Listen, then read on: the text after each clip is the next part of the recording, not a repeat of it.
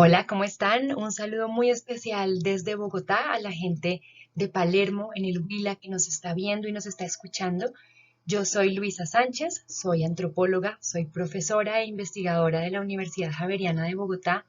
y he acompañado a lo largo de varios años diferentes proyectos de salvaguardia del patrimonio cultural inmaterial. Quiero agradecer muy especialmente a la Corporación Cultural Polimnia por esta invitación y a su Escuela del Oficio Tradicional para sensibilizar y fomentar la práctica de la tejeduría del sombrero de pinto. En esta breve presentación quisiera reflexionar con ustedes sobre tres preguntas. ¿Qué nos aporta pensar la tejeduría del sombrero de pindo como patrimonio?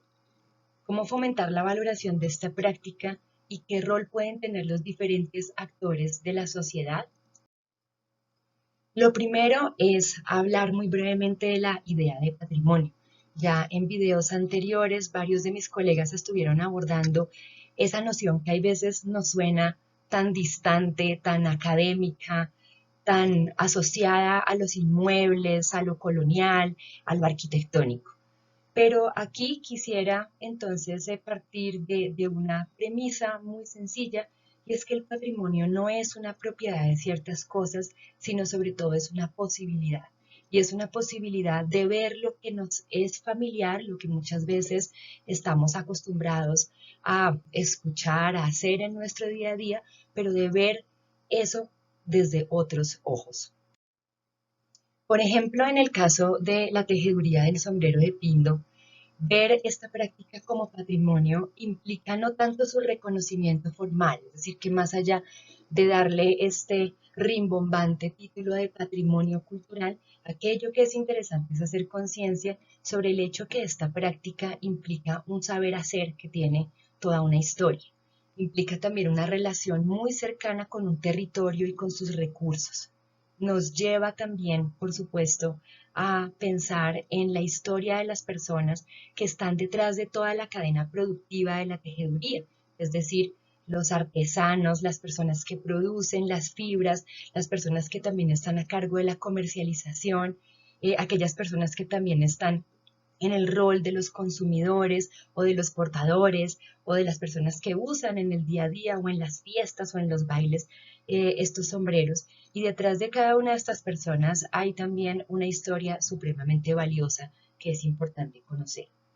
Por supuesto, detrás de toda práctica, y es el caso de la tejeduría, pero también de muchos de los oficios que consideramos bajo esta idea de lo tradicional, hay también una manera de ganarnos la vida. Y por eso es bastante trascendente pensar en que cuando se pierde un saber, no solamente se pierde una práctica ancestral, sino también en muchos sentidos estamos renunciando a una forma de relacionarnos con lo que nos rodea, con nuestro territorio, pero también a una manera en que tradicionalmente por mucho tiempo muchas familias, muchas personas en estos diferentes puntos de las cadenas de producción se han ganado la vida.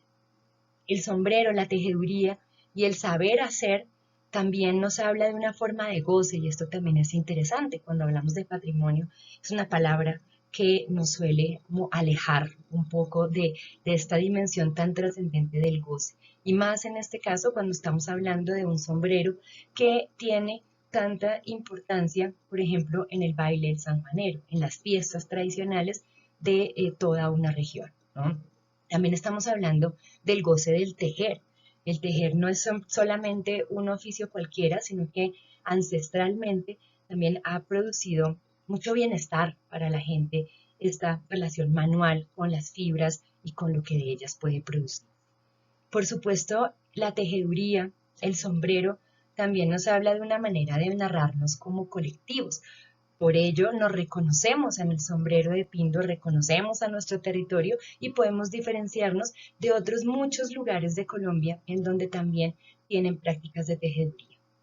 Además de esto, como muchos de los oficios tradicionales, la tejeduría es hoy también una forma de resistencia a todos estos procesos de la globalización, estas pugnas económicas tan fuertes que nos obligan a ir dejando poco a poco estas formas de vida que también en muchos sentidos garantizan nuestra autonomía como colectivo.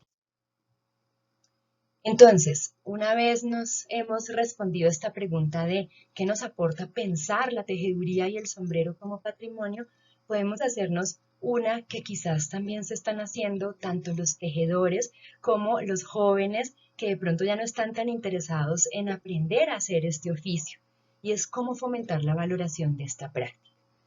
Aquí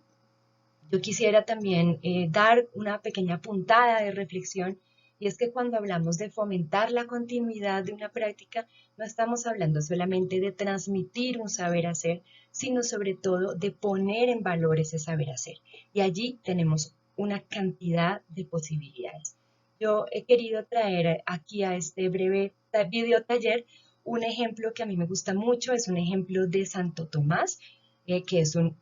municipio del Atlántico que se caracteriza y que se reconoce en la tradición de la fabricación del tradicional bollo de yuca, que acompaña muchísimas de las comidas y que está presente también en muchos lugares de la vida cotidiana de las personas de Santo Tomás Atlántico. Y traigo este ejemplo que es de un proyecto maravilloso encabezado por el Centro de Memoria de Santo Tomás, en donde los viejos, preocupados por la falta de interés de los jóvenes, decidieron hacer toda una investigación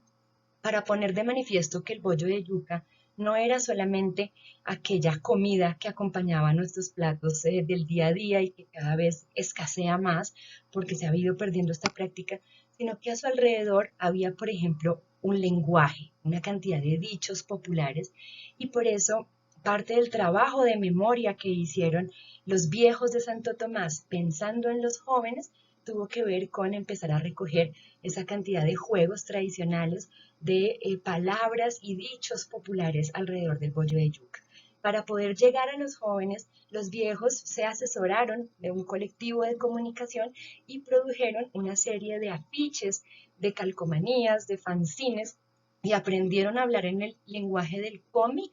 para poder entonces sensibilizar y poner en valor para la población joven este hecho tan trascendente cuando hablamos de patrimonio, y es que el patrimonio, insisto, no está solamente representado en aquello que podemos tocar, en aquello que podemos ver, sino en todo este universo cultural que lo sostiene. Entonces, cuando hablamos de poner en valor una práctica o un saber hacer, también estamos hablando de la posibilidad que nos da pensar en esas dimensiones simbólicas, sociales, lingüísticas, culturales que tienen ciertas prácticas, pensar en su trascendencia no solamente en el pasado, sino también en el presente, incluso cuando esa trascendencia podría uno decir que se está perdiendo, y por supuesto también experimentar con lenguajes y con formatos distintos, como lo hicieron entonces los miembros del Centro de Memoria de Santo Tomás, haciendo esta serie de afiches que fue sumamente exitosa. Hay muchos ejemplos que nos muestran entonces que hablar de patrimonio y hablar de memoria, porque también estamos allí en esta dimensión de lo que constituye nuestra memoria colectiva, no necesariamente es poner en un museo, ¿no? Tiene que ver sobre todo con atrevernos a innovar en estos lenguajes. ¿Qué rol pueden tener o podemos tener los diferentes actores de la sociedad? Y allí quisiera referirme muy brevemente a eh, los verbos, ¿cierto? Que están asociados a el campo del patrimonio y de su protección o salvaguardia. Y por lo general pensamos en conocer, en fomentar, en transmitir, ¿cierto? Y cuando hablamos de conocer, por ejemplo, hablamos de identificar la necesidad que muchas veces tenemos de identificar, por ejemplo, a los portadores, a los tejedores del sombrero de pinto. La necesidad de documentar todas aquellas puntadas y maneras de hacer sombreros que probablemente ya hoy no nos acompañan en el presente. Y por último, investigar, no como algo que solo podamos hacer los académicos, sino investigar cómo promover la curiosidad, las ganas de conocer, de saber mucho más sobre una práctica, sobre sus historias, sobre las personas que están detrás de ello y sobre la trascendencia que tienen entonces estos saberes, haceres que de alguna manera le dan tanto sabor, ¿no? A nuestra vida cotidiana colombiana. También, por supuesto, hablamos de fomentar, y allí estamos en el terreno de promover, por ejemplo, formas de mercado mucho más justas para los sombreros, de interactuar con todas aquellas personas que están en las cadenas productivas y por supuesto de hacer acuerdos y de organizarse, que es seguramente un tema que tratará en otro de estos videotalleres o otra de mis queridas colegas.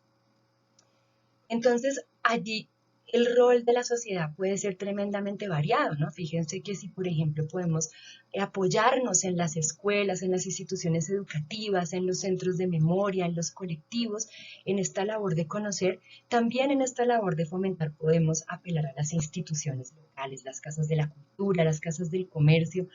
y las demás instituciones que estén también relacionadas con la práctica no solamente de la producción del sombrero, sino también de su consumo.